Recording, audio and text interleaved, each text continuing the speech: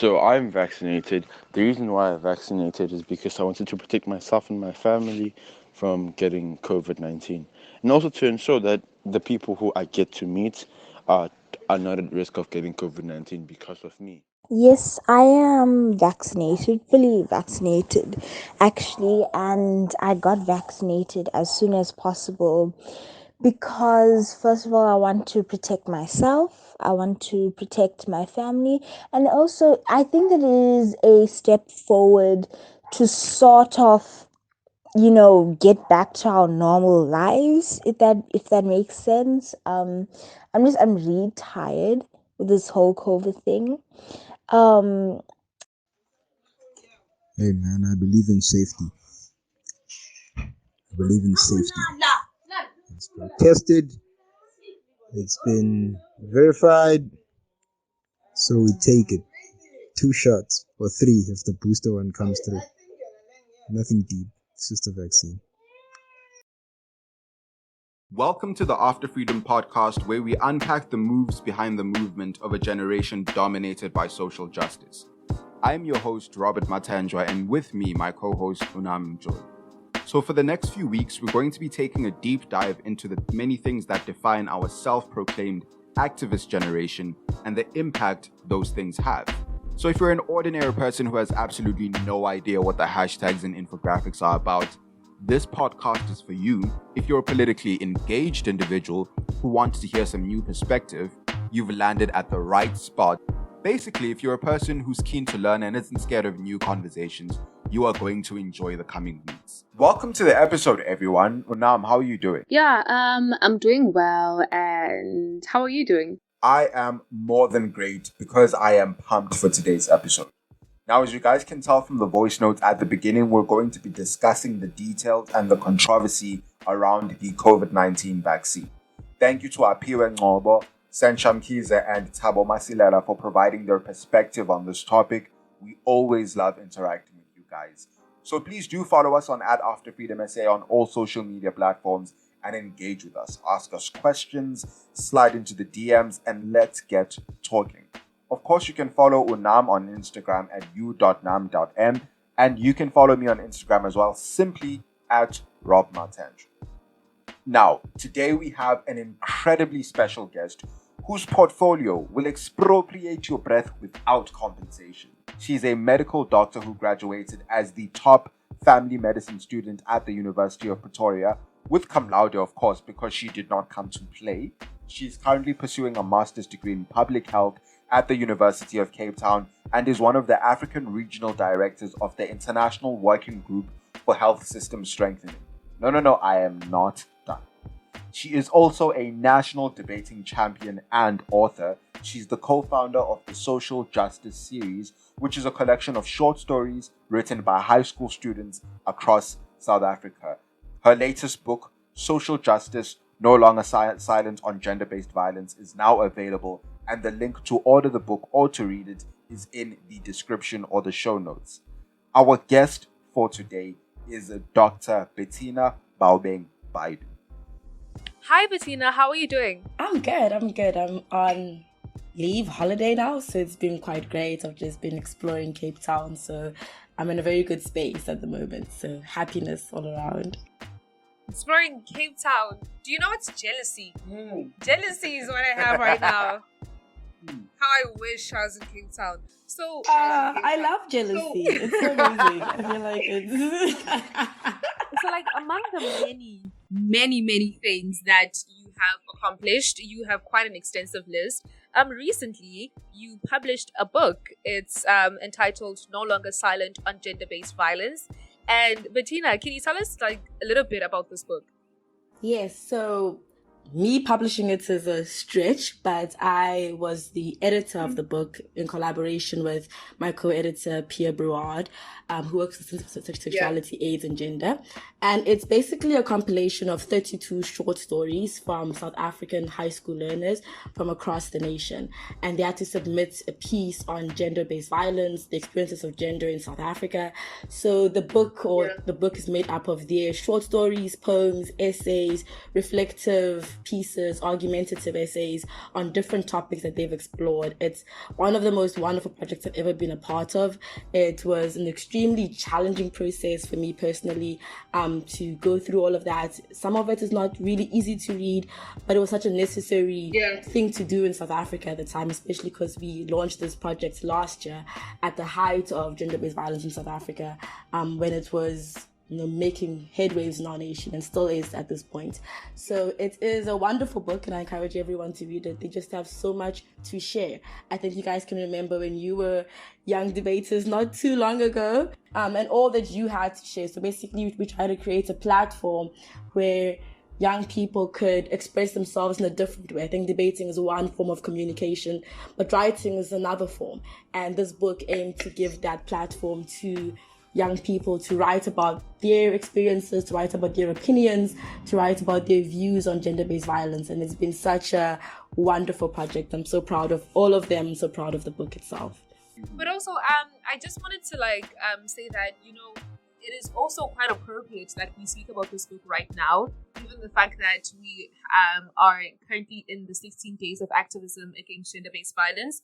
So, I also would just encourage everyone to, check out the book. I know it's amazing because I know Bettina. Mhm. So, Bettina, thank you so much for giving us this outlet, essentially. And the one thing I want to add is how important it is for children to have a voice in the conversation of abuse against kids and gender-based violence, particularly because a lot of the problems that inform this issue in our country are things that are rooted in childhood experiences that often go unaddressed or ununderstood. So it's very important for children to be able to express themselves and deal with a lot of these things at young ages so that they're able to enter their adulthood in a much more healthy manner. And I think that's one of the things that you articulate really well in the foreword of this book, when you speak about how the literature and the poetry stopped just being words or stopped just being poetry and started being something that was more cathartic and more healing than anything else. So I really, really want people to go check this book out. It's amazing, and it features genuine stories and pieces of art from the people whose voices we need to be listening to. And of course, the link is in the description. But now let's move the conversation on to something else. So we're going to have a brief discussion about something that we're all seeing happening on social media right now around the vaccine, which is people who are pro-vax and people who are anti-vax essentially having added on social media. And it's become a bit of a cancellation trend. I know there's a lot of talk about Letitia Wright being taken off of the sequel to the Black Panther film because she's apparently anti-vax. Yeah. So I just want to get your opinion on it. How do you feel about the current social divide around the vaccine? So this has been my first year studying public health, and I guess that has changed a lot of my approach to discussions about vaccine hesitancy, vaccine apathy in the world. I think that a very abrupt, violent approach, cancelling people who are anti-vax, has proven over and over not to work. Even aggressive campaigns that argue that, getting the vaccine is a form of nationalism have proven again and again not to work.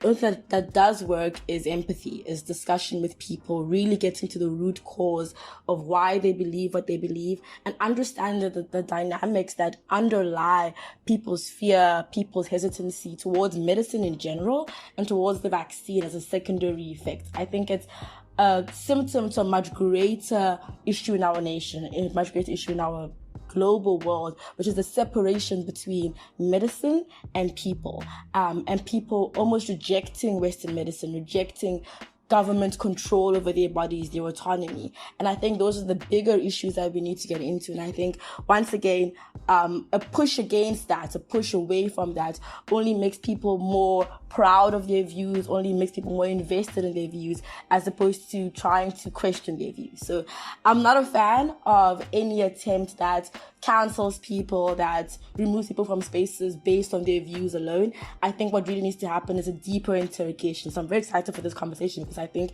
it's a platform we can use to start understanding where these views are coming from, how we can respond to them, how we can engage them on a one-on-one basis, which has been the only proven way really to get people over, vaccine hesitancy and vaccine apathy. So these kind of social media campaigns to cancel people are just ineffective, but almost detrimental to the cause of trying to better the pandemic.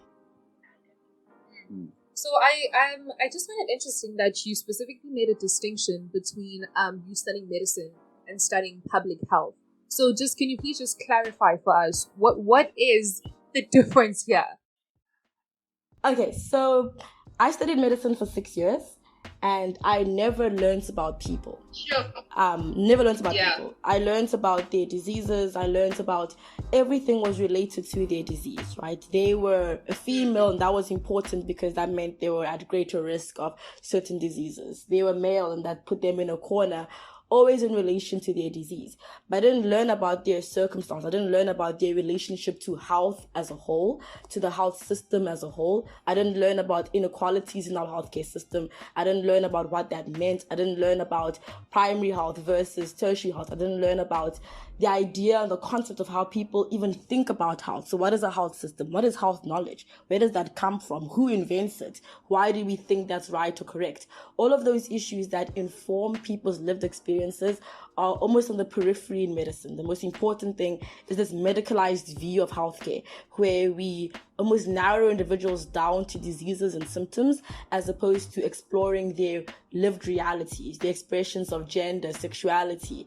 All of that impacts on how they view, interpret, see health, not disease, but health being a very holistic idea of well-being, not just free of disease, but well-being socially, spiritually, physically, mentally, it being encompassing of everything beyond just, are you sick or are you not sick? So public health aims to explore those aspects. So it's the broader concepts of health, the broader concepts of how we arrange our health systems.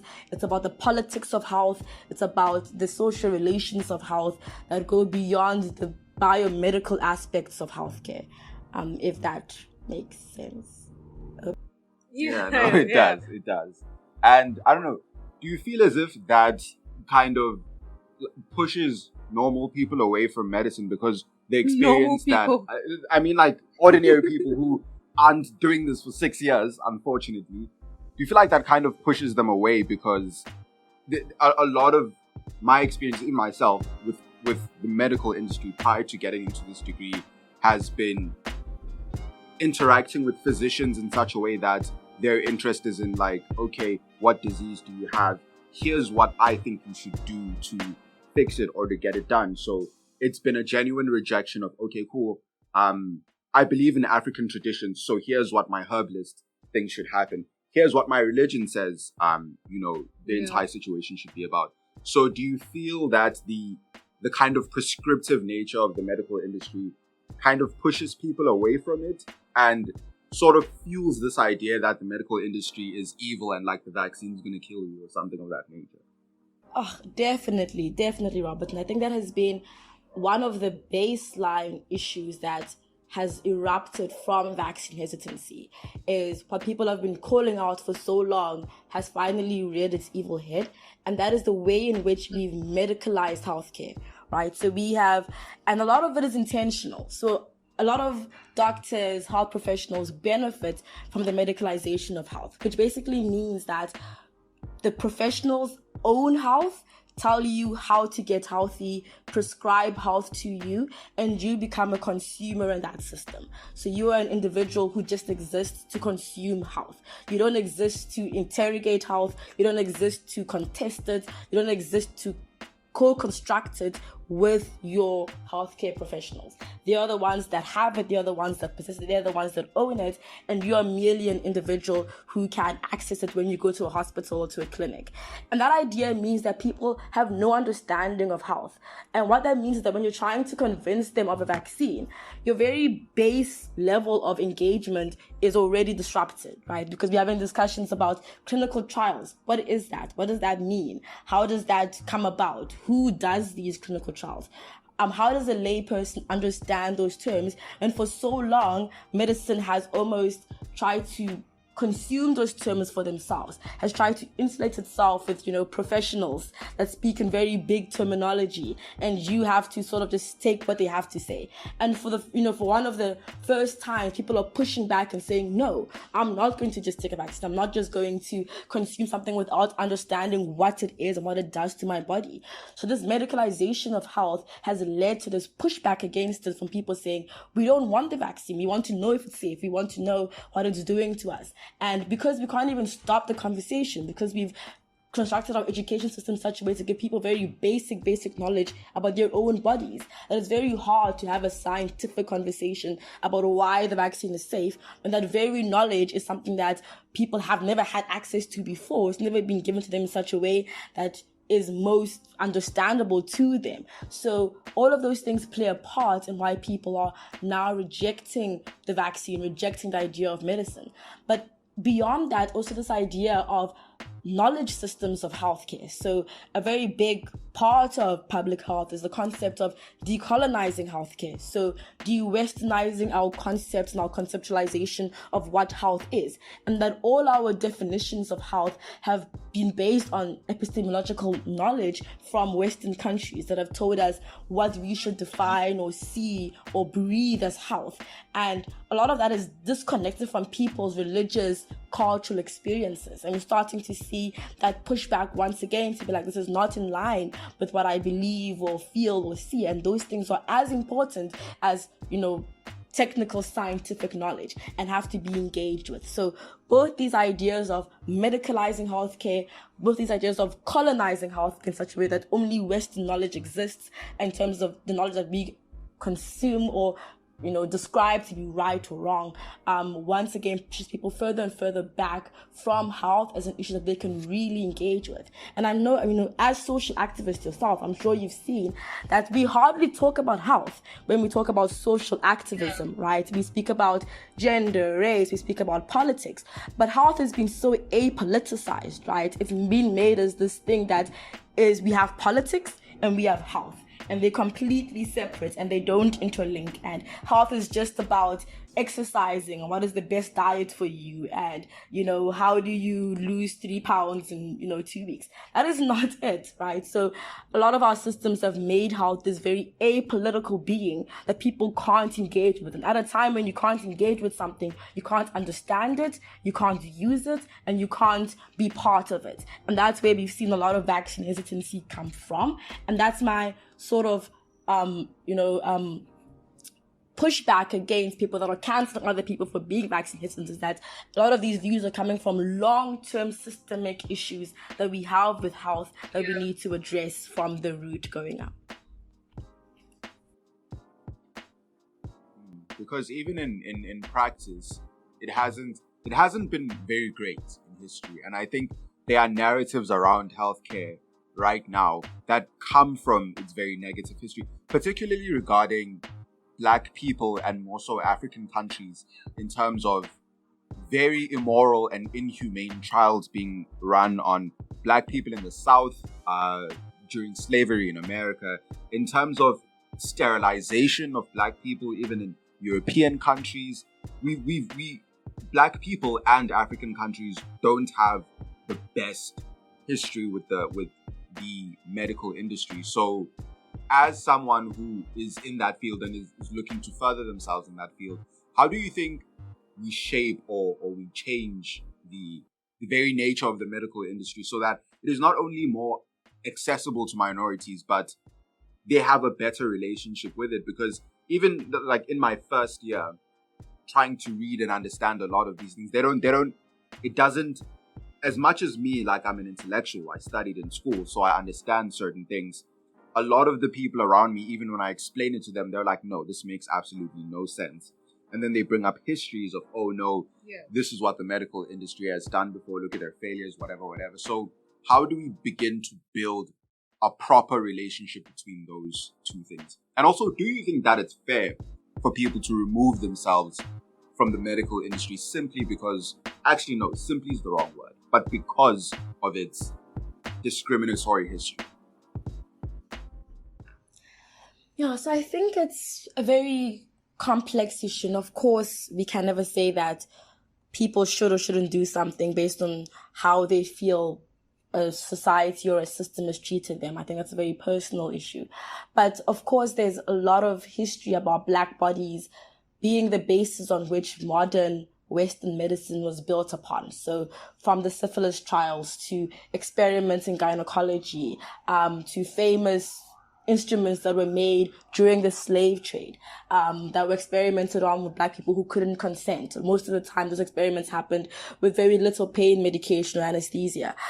So Black bodies have suffered and have resulted in the creation of Western medicine. And I think one of the first things we need to do is to make that history known. So I think one of the worst things is to find out about it and to think that nobody else cares, that nobody else is engaging with that history. So when you as a Black intellectual are looking these things up and you read about the syphilis trials that happened in America, your automatic feeling is shock, your automatic feeling is disgust, and feeling as though no one cares about that issue. So I think the first thing we need to do as public health, as medical professionals, is to talk about that history, to engage with that history in its rawest of forms, right? In the same way we've almost ripped apart our apartheid history, our slave history. We need to rip apart the history of medicine, right? And say, this is what happened. Here's how we got here. This is what the Nazi trials contributed to medical care as we see it. A number of your anatomy atlases come from Nazi trials that happened on people whose bodies who never consented to those things.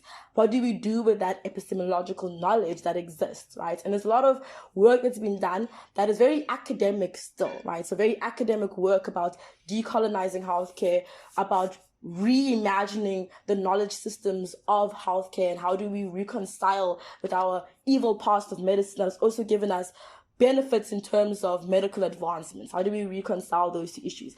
But those things happen in very academic textbooks, very academic fields, and we need to move those conversations from the academic sphere and have them where people are having them, on social media, on platforms like this, in people's homes, on television, starting to reconcile what medicine looks like at the moment, starting to reconcile what it should be looking like going forward. So that would be the first thing in terms of how do we start reconciling those issues.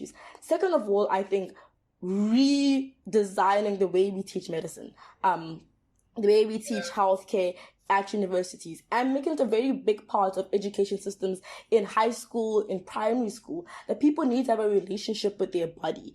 And that comes from understanding what your body is, how it works, what health is, how health is created, how health is invested, so you can make actual decisions about your health going forward. So you can decide or not decide on certain things because you have a base knowledge with which you can move from. So I think re-looking at the way we teach, life sciences, biology, away from just, biomedical issues, to understanding or giving people conceptions about health, the history of health, so they have the knowledge available to them to start making these decisions. Because it's very weird to tell people to make decisions about vaccines when they have absolutely no idea what a vaccine is, how it operates. Like, how do you make a choice between Johnson & Johnson and Pfizer? Like, what is that choice to somebody who has no idea what those two, vaccines do, how they operate? How do we start making informed decisions when we don't have the basis for those decisions? So I think the way that we are educating people is critical in high school and primary school and at a university level, where we still have a very, very biomedical medicine curriculum, very biomedical nursing curriculum, physiology curriculum. So all of it still needs to change in a way that allows for these conversations to erupt and for them to happen. So I'm very passionate about these issues because it's one of the biggest phases in our war that we sort of neglected almost, right? We've made healthcare this thing that we only talk about when there's a crisis. We only speak about it at a point of a crisis, but we don't reimagine it from the ground up. We aren't actively involved in constructing health in a way that everyone can relate to it, that everyone can actually engage with it. And that firstly needs to happen before we can do anything else. So I think having these discussions here is one of the best ways to start those discussions about how do we reconcile our history of health.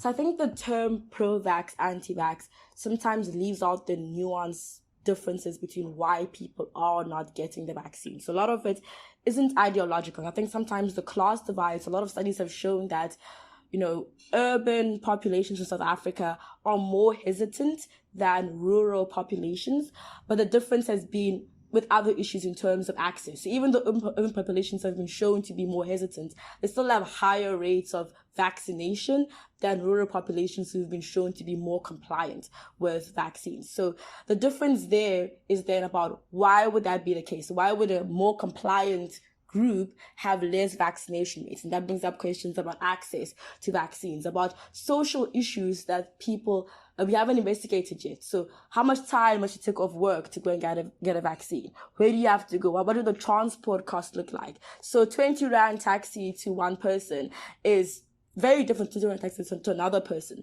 So we haven't thought about those very intricate social dynamics that then impose on people's ability to get vaccines. So we've had a differentiation between vaccine apathy and vaccine hesitancy. So, apathy being the idea that people just don't want it, don't care about it. Hesitancy being the idea that you want it, but the issues that you feel, are still need to be resolved before you can get it. And then people just don't have access at all to vaccine, so people who lack access to the vaccine itself. So I think pro-vax or anti-vax in other countries, in other settings, might have more meaning, but in South Africa specifically, there's so much nuance between rural, urban, semi-urban divides in terms of why people aren't getting the vaccine in those populations that structurally need to be resolved before we can see higher rates of vaccination. So then to the second issue of how has the community ensured that the vaccine is safe? So first of all, I think the biggest reason for vaccine hesitancy globally is the concept of the vaccine was developed too fast. So you have to unpack what does too fast mean and why do other vaccines take longer? So the first thing is that the vaccines that were made for COVID-19 were already in clinical trials, were already being developed prior to the pandemic. And that's because there've been other similar strains of coronaviruses that have existed. So the SARS viruses that have existed before, where clinical trials were conducted on them, and there were emerging vaccines from those processes. But what was actually quicker wasn't the process itself, but the bureaucratic technical issues that normally invade on vaccines going from one phase to another.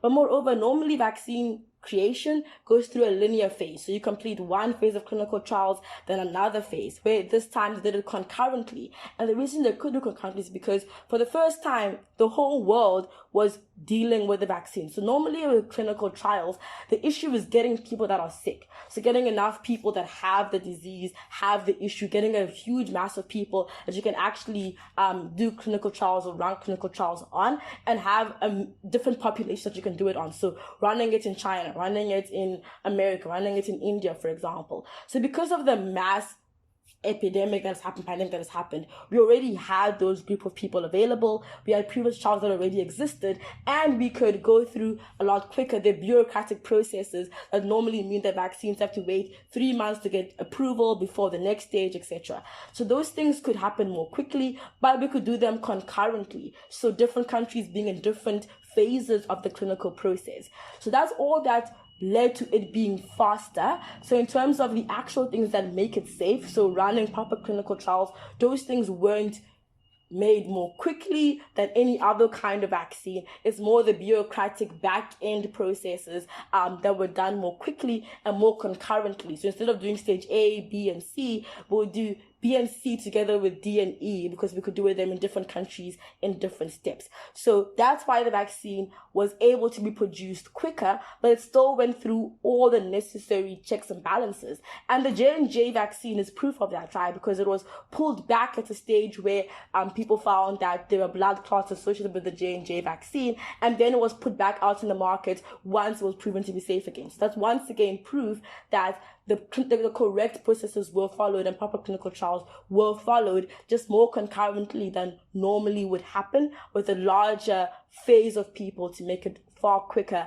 than it normally would have been. So that's the first kind of contestation, is about, why was it developed so quickly? And then the second kind of contestation is about the long-term side effects that we will never know. That goes back to things like, the thalidomide issue that happened, where it was first developed and later people found out that it wasn't safe to use in pregnancy and was actually affecting fetuses in pregnancy. So the reason why we can trust this vaccine that's not going to have those kind of long-term trials is that it's being tested in those groups of people. So before, those tests weren't conducted in pregnant women, they weren't conducted in those vulnerable groups of people, because normally it's very hard to find those groups of people because they normally don't have the disease at that time. So in this case, clinical trials have been conducted on those groups of people in large scale numbers, so we can know that they are safe to use in those situations. So that's the difference between this vaccine and other vaccines that were created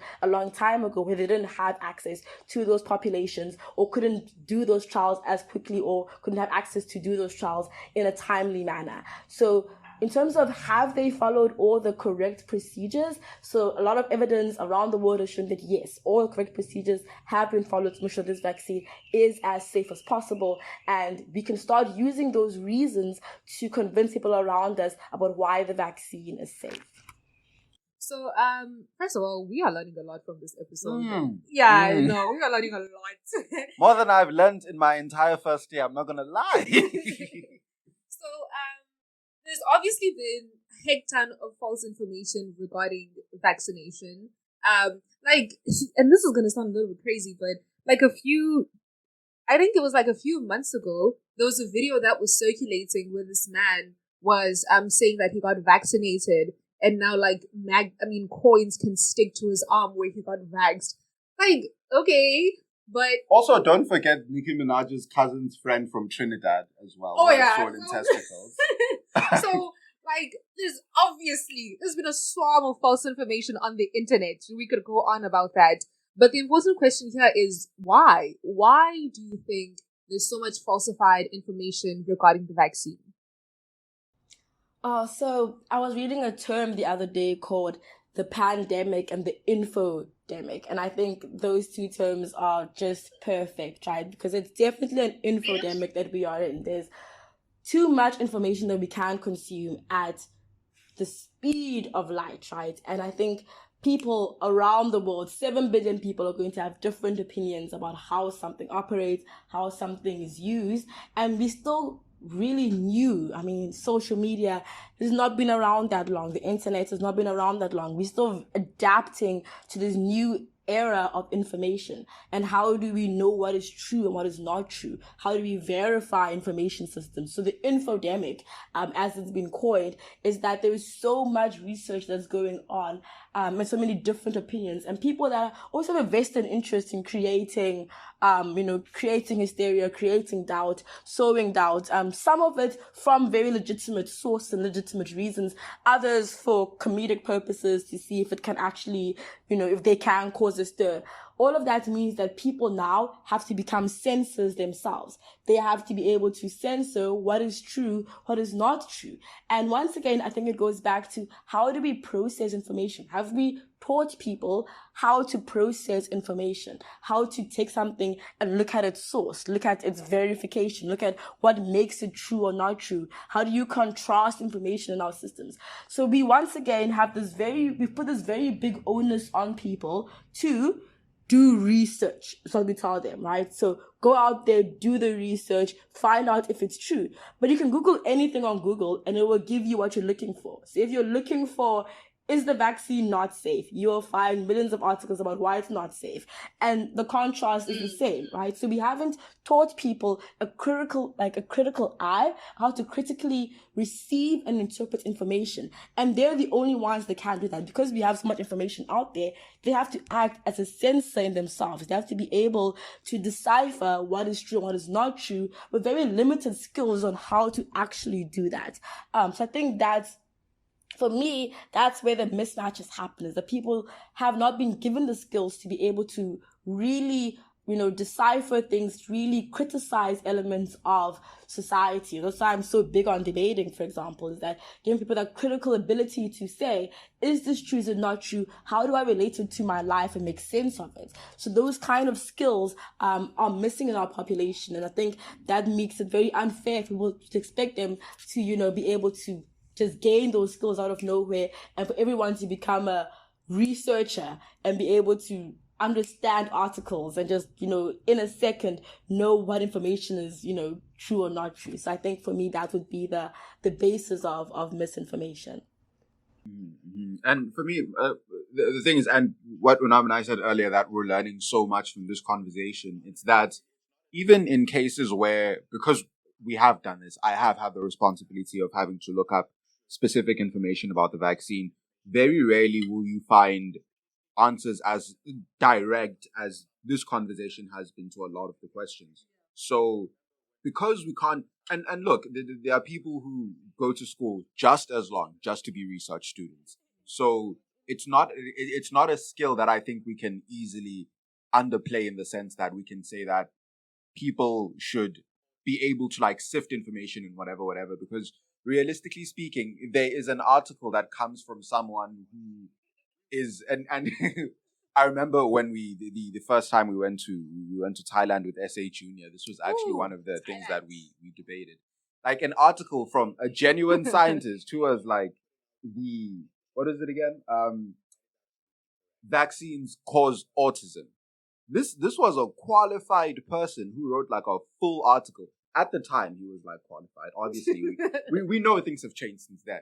So my thing is, how do we, as people, much like you and I, who are kind of sort of in the field, make sure that we're putting out information that is absolutely correct? So, in other words, how do we join the conversation of providing good information to people and make them more aware of what they should be looking for?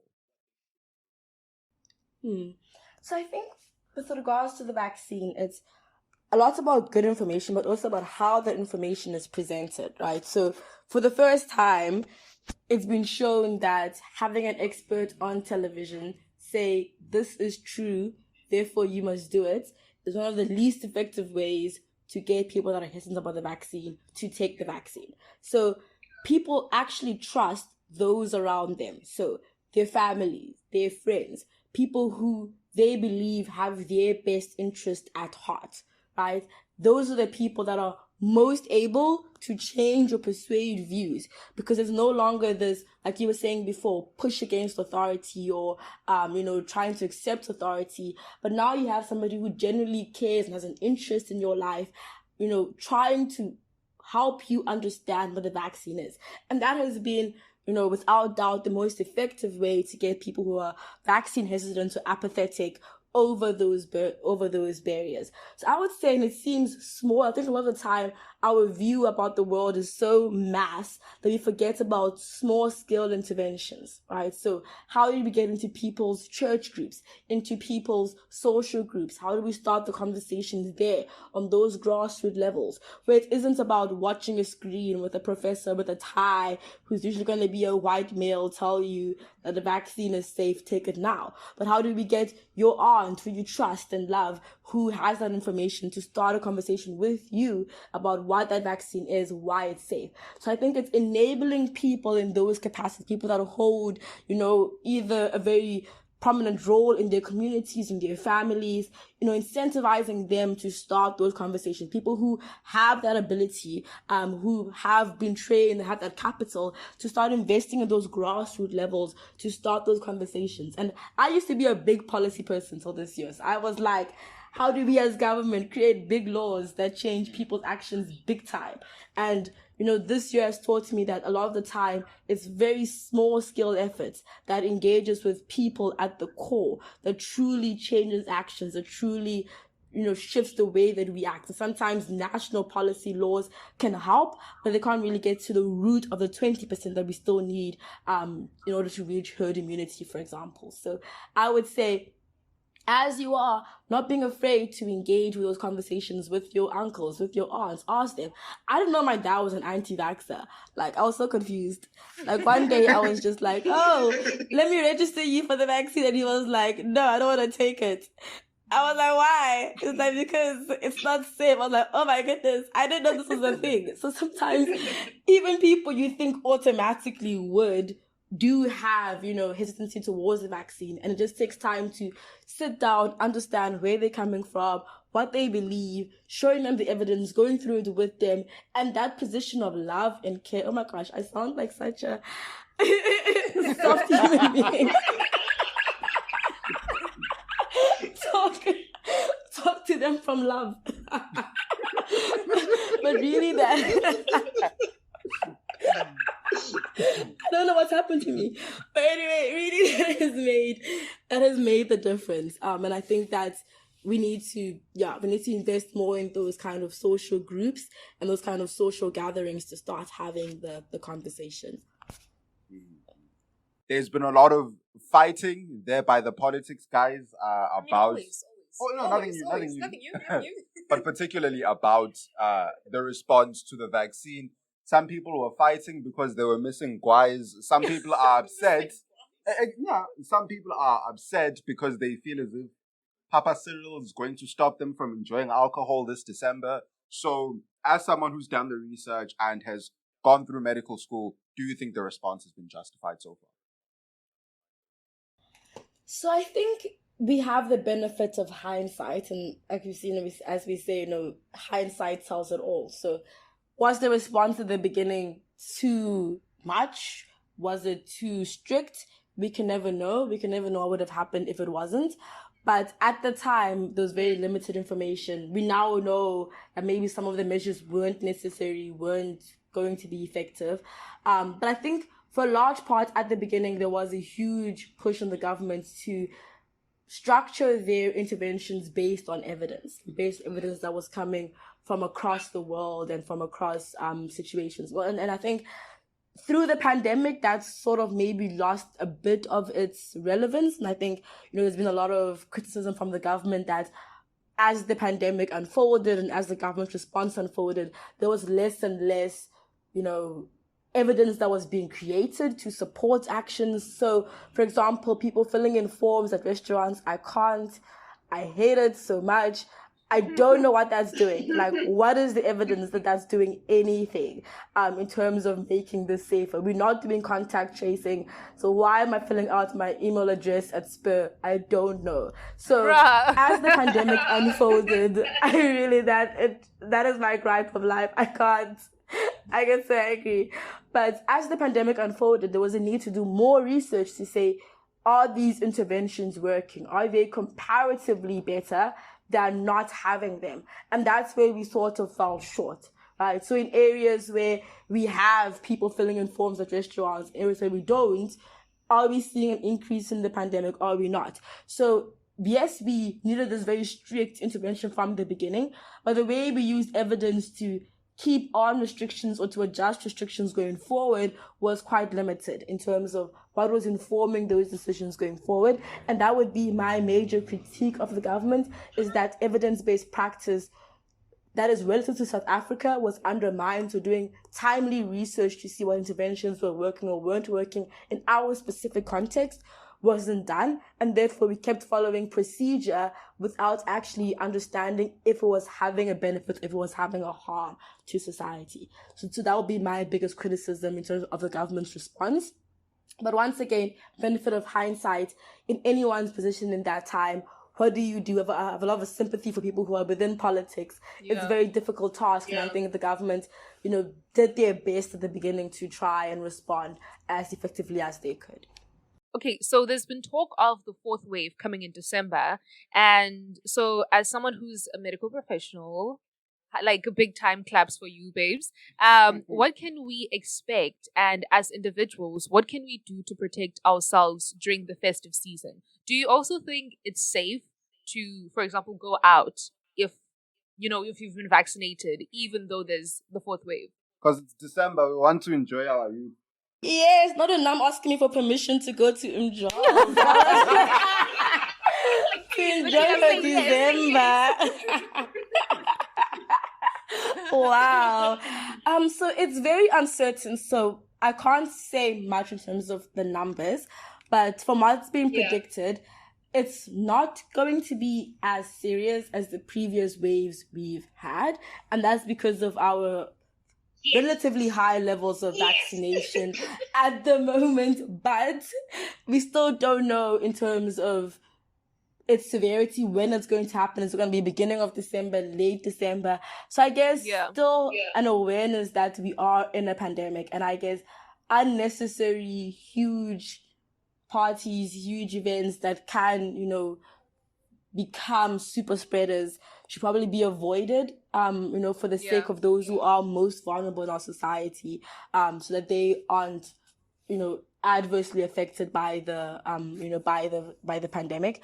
But for now, it seems as though it isn't going to be as serious as other, as other strains that we've had, or as other breakouts that we've had in the nation, but still serious enough that we need to be cautious and aware moving forward into December. Having smaller gatherings, smaller, parties, and just being just you aware and the of gang, who's out there. you know? Yeah, just you and the crew. You don't have to invite everyone. Let's be selective. Not everyone has to come, basically. But it's still very unknown in terms of the numbers, so I don't want to say too much because it's still something that's being constructed and being predicted going forward.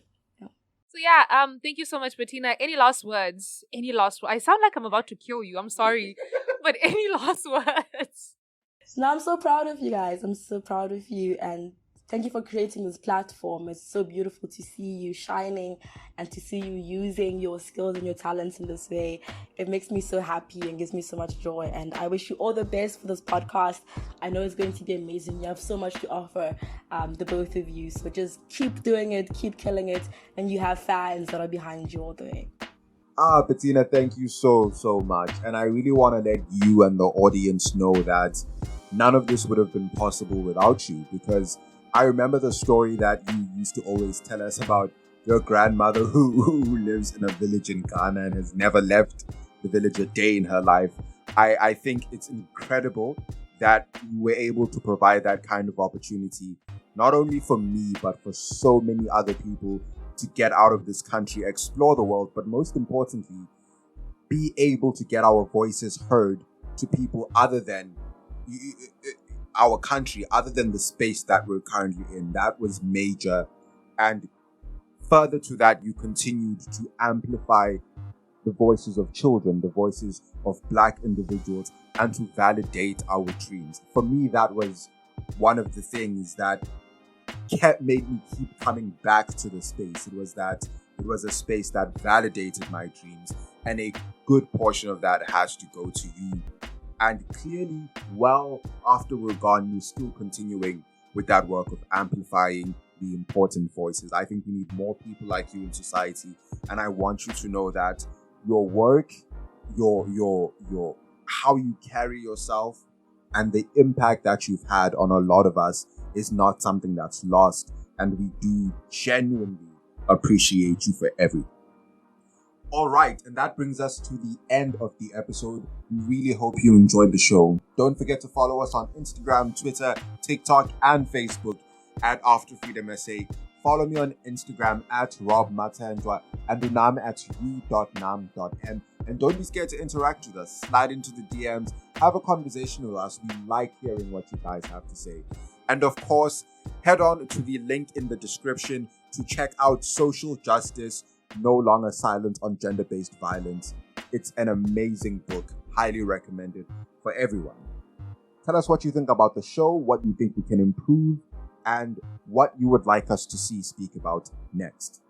And that's it from me, Umfana wakamgabatelo nawagabatela inkundla kwabulawayo uNdabezitha.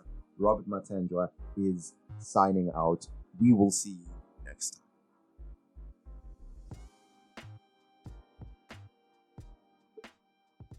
time.